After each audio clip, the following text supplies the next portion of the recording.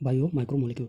इनका फीचर होता है common all compost found in acid soluble pool में, जो सॉल्युबल पोल में पाए जाते हैं, पढ़ चुके हैं आगे। मोलिकुलर वेट जिनका जो होता है रेंज अप टू 8 से 800 डाल्टन तक होता है अप्रोक्सीमेटली, ठीक है। उनका 800 डाल्टन तक तो होगा। और एसिड जो इनसॉल्युबल फॉर्म में होंगे, ओनली 4 टाइप के ऑर्गेनिक कंपाउंड होते हैं, जैसे protein, nucleic acid, polysaccharide and lipid. ये कंपाउंड है जो कि एक्सेप्शन है एक लिपिड का एक एक्सेप्शन है, जिसका मोलिकुलर वेट जो होता है बहुत कम होता है, हैज लो मोलिकुलर वेट जो होता है रेंज 10,000 से, जिसका अबव होगा मतलब ज़्यादा होगा तो वो माइक्रो मोलिक्यूल में आएंगे। और इनका, ठीक है, जो कम होगा तो बायो मोलिक्यूल्स में आएंगे। तो chemical compound found in living organism are two type के होते हैं, जिनका मोलिकुलर मास जो होता है less than 10,000, usually reference micro molecules कहते हैं, सिंपली बायो मोलिक्यूल होते हैं वो भी, ठीक है। Found in acid insoluble form में फ्रिक्शन में पाए जाते हैं। एक माइक्रो मोलिक्यूल होते हैं, ठीक है, जो इनसॉल्युबल फ्रिक्शन में पाए जाते हैं। अब जो मोलिक्यूल्स होते हैं जो इनसॉल्युबल फ्रैक्शन में पाए जाते हैं, जो एक्सेप्शन है लिपिड, जो polymeric substrate weight not 800 dalton से ज़्यादा नहीं है, क्योंकि वो भी इनसॉल्युबल फ्रैक्शन में आता है और माइक्रो मोलिक्यूल कहते हैं, ठीक है। लिपिड जो होता है स्मॉल मोलिक्यूलर वेट है कंपाउंड प्रेजेंट होता है, not only but also arrange in structure of cell membrane, क्योंकि इसे बायोमोलिक्यूल्स में इसलिए रख दिया गया क्योंकि इसका का नाम grinding distributing membrane broken down of peace. जब हम ग्राइंड करते हैं तो मेम्ब्रेन जो होते हैं ब्रेक डाउन हो जाती है पीस में और मिसल्स का फॉर्मेशन कर लेते हैं, और इसीलिए वाटर में सोल्यूबल नहीं हो पाता, ठीक है। दिस मेम्ब्रेन जो फ्रेगमेंट होते हैं vesicles get separately along acid insoluble pool में, ठीक है। हेंस माइक्रो मोलिक्यूल्स इसे कहते हैं। लिपिड जो होता है नॉट स्ट्रिक्टली माइक्रो मोलिक्यूल है, ठीक है। अब जो एसिड सोल्यूबल फॉर्म में होगा रिप्रेजेंटेड, जो कि साइटोप्लाज्मिक कंपोजिशन होगी। क्या होती है? Cytoplasmic composition. अब माइक्रोमोलिक्यूल्स फॉर्म साइटोप्लाज्मिक कंपोजिशन और ऑर्गेनिज्म में भी होते हैं जो एसिड इनसॉल्युबल पोल होते हैं, ठीक है, फ्रिक्शन होते हैं जो, तो ऑर्गेनिज्म में भी होंगे और साइटोप्लाज्म में भी होंगे, दोनों में होंगे। एसिड इनसॉल्युबल और सॉल्युबल किसमें होंगे? साइटोप्लाज्मिक कंपोजिशन होती है। इंटायर केमिकल कंपोजिशन होती है लिविंग ऑर्गेनिज्म और लिविंग टिश्यू में और लिविंग ऑर्गेनिज्म में। Summary represented by chemical composition of living tissue, abundance of point view arrange in classical views. Water most abundant chemical है living organism में। Water जो होता है 70 से 90% होता है, प्रोटीन 10 से 15%, कार्बोहाइड्रेट 3, लिपिड 2%, न्यूक्लिक एसिड 5 से 7, लीना आयन जो होते हैं 1%। तो इसे याद करने का तरीका है पेंसिल से याद करते हैं, pencil, protein, nucleic acid, carbohydrate and lipid, ठीक है, पेंसिल। प्रोटीन जो होते हैं उनमें पेप्टाइड बॉन्ड होती है। क्या होती है? पेप्टाइड बॉन्ड होती है, पेप्टाइड पॉलीपेप्टाइड होते हैं जो कि लीनियर चेन में मतलब होते हैं, उनमें पॉलीपेप्टाइड बॉन्ड होती है, ठीक है।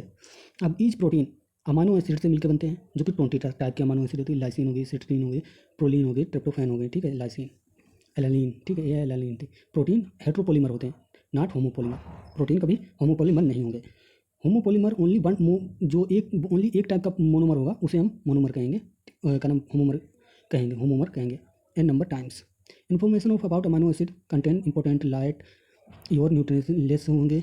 जो सर्टेन अमाइनो एसिड होती हैं एसेंशियल होती हैं, जो हेल्दी पर्सन में होती हैं, जो कि सप्लाइज होती हैं डाइट प्रोटीन, जिन्हें हम खाते हैं, मतलब खाने से उन्हें हम डाइटरी, जो एसेंशियल प्रोटीन होती है वो डाइटरी प्रोटीन होती है। जो हम डाइटरी प्रोटीन होती हैं, जो एसेंशियल सोर्स होता है अमाइनो एसिड का। अमाइनो एसिड जो होते हैं एसेंशियल नॉन एसेंशियल में दो में बांटा गया है, और जो बॉडी कैन मेक, जो मतलब बॉडी अपने आप बना सकता है, तो उसे हम क्या कहेंगे? Non essential. और एसेंशियल वो अमाइनो एसिड होती हैं जो हमें फूड से या डाइट से लेना पड़ता है, ठीक है। अब प्रोटीन जो carry out many function of living organism, same transport में माइन्यूट एक्रॉस सेल मेम्ब्रेन, ठीक है, फाइट करते हैं इन्फेक्शन और जो कॉज करते हैं, हार्मोन हो सकते हैं, सब एंजाइम हो सकते हैं। जैसे ये देखा कोलेजन जो इंट्रासेलुलर स्पेस बनाता है, ट्रिप्सिन एक एंजाइम है, इंसुलिन एक हार्मोन है, एंटीबॉडी जो कि फाइट करती है इन्फेक्शन, और रिसेप्टर जो होते हैं सेंसिटिव रिसेप्टर होते हैं जो टेस्ट बर्ड या करते हैं स्मेल में या टेस्ट में। ये अब इन्हें ग्लूको ट्रांसपोर्ट करता है, ग्लूट4 जो होता है ट्रांसपोर्ट करता है सेल में, ठीक है। अब एक मोस्ट अबंडेंट प्रोटीन और एक जो कोलेजिन होती है, मोस्ट अबंडेंट प्रोटीन है हमारे होल बायोस्फीयर में, ठीक है। अब पॉलीसेकेराइड क्या होती है? पॉलीसेकेराइड भी एक इनसॉल्युबल फ्रैक्शन में आती हैं, ठीक है, जो कि कार्बोहाइड्रेट है, अनदर क्लास है माइक्रोमोलिक्यूल की। जो माइक्रोमोलिक्यूल जो होते हैं इसमें लॉन्ग चेन होती हैं शुगर की, ठीक है, इंपॉर्टेंट थ्रेड होती है, ठीक है, containing different type of monosaccharide, different के मोनोसेकेराइड बिल्डिंग, जिसे हम बिल्डिंग ब्लॉक कहते हैं। मोनोसेकेराइड जैसे होंगे, जैसे किसी का मान लो बिल्डिंग ब्लॉकर न्यूक्लियोटाइड है। अब डीएनए का बिल्डिंग ब्लॉकर कौन है? न्यूक्लियोटाइड, क्योंकि वो सबसे स्मॉलेस्ट यूनिट है डीएनए की, ठीक है, तो उसीलिए हम बिल्डिंग ब्लॉक कहते हैं। अब सेलुलोज जो होता है पॉलीमरिक सब्सटेंस पॉलीसेकेराइड होता है, ठीक है। अब ओनली वन टाइप के मोनोसेकेराइड इसमें होते हैं, ग्लूकोज, किसमें? सेलुलोज में। सेलुलोज एक होमोपोलीमर है। स्टार्च में एक ये भी स्टोर हाउस होता है, एनर्जी प्लांट में देता है। एनिमल्स में अनदर जो कहता है ग्लाइकोजन होता है। इंसुलिन एक पॉलीमर है जो कि फ्रुक्टो इनुलिन इनुलिन किसका पॉलीमर है? फ्रुक्टोज का है। अब पॉलीसेकेराइड कैन चेन ग्लाइकोजन में राइट हैंडेड जो रिड्यूसिंग होती है और लेफ्ट हैंडेड जो नॉन रिड्यूसिंग होगी। आर से याद रखना है, जो राइट होगी तो वो रिड्यूसिंग होगी और लेफ्ट होगी वो नॉन रिड्यूसिंग होगी, बस ऐसे याद रखना, ठीक है। नॉन रिड्यूसिंग, ठीक है, नॉन रिड्यूसिंग होगी। अब आगे देखते हैं।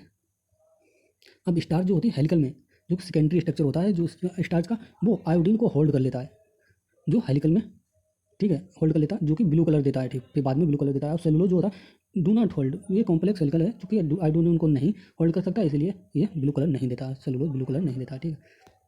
अब जो प्लांट में सेल वॉल होती है वो भी सेलुलोज की होती है बनी हुई। पेपर जो होता है वो भी सेलुलोज का बना होता है, ठीक है। कॉटन फाइबर वो भी सेलुलोज के बने हुए होते हैं। मोर कॉम्प्लेक्स पॉलीसेकेराइड जो होते हैं इन नेचर में होती हैं, मोर कॉम्प्लेक्स पॉलीसेकेराइड जो होते हैं इन नेचर। अब बिल्डिंग ब्लॉक क्या होते हैं? अमाइनो एसिड होते हैं, शुगर और chemical modification of organic. Glucosamine N acetyl glucosamine जो होते हैं ये एक्चुअल स्केलेटन होते हैं आर्थ्रोपोड। कॉम्प्लेक्स पॉलीसेकेराइड जो कि काइटिन होती है। कॉम्प्लेक्स पॉलीसेकेराइड मोस्टली होमोपोलिमर है, ठीक है। अब एसिड क्या है? एसिड जो है अनदर टाइप का एक पॉलीमर है, ठीक है। वन एसिड जो होता है इनसोल्यूबल फ्रैक्शन में भी आते हैं।